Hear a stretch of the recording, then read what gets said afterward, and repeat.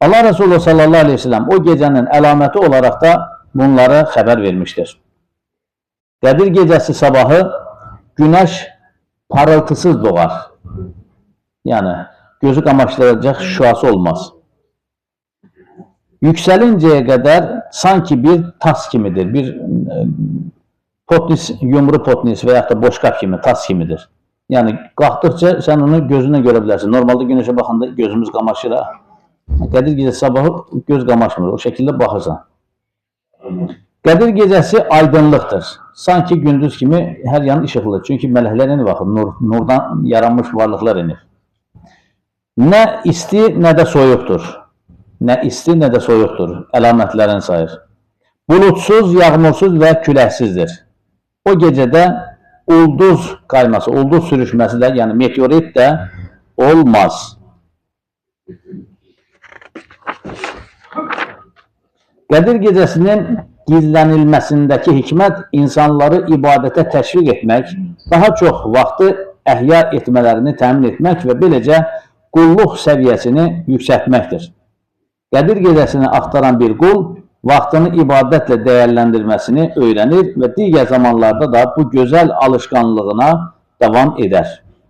Yaxşılıq və ibadət zamanla onda qabiliyyət halına gəlir. Bir də əldə edilən nəticənin qiyməti o uğurda qatlanılan çətinliklər nisbətindədir.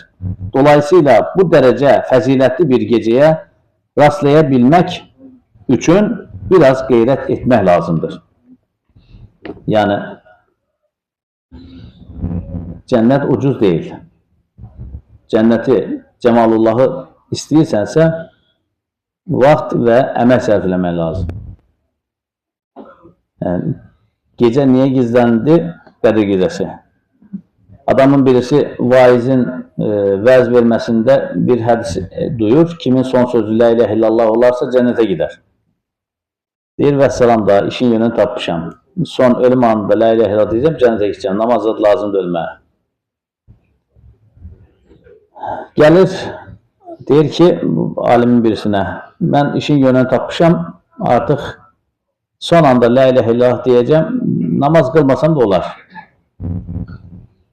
Bu, salih insan deyir ki, sən nə işlə məşğulsan? Deyir ki, mən dərziliklə məşğulam. Neçə ildir dərzilik edirsən? Deyir, 30-35 il var.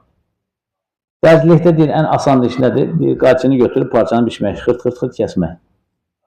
Deyir, ölüm anında sən əl və qaçı versilər, parça versilər, parçanı biç.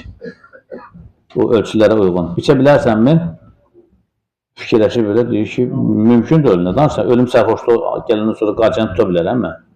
Deyir, onda 35 il elədiyin, 30 il elədiyin işi ölüm anında eləyə bilmirsənsə, heç dilvə gətirmədiyin, mühtəvasında yaşamadığın kəlmə-i tövhidi, kəlmə-i şəhadəti necə gətirəcəksən?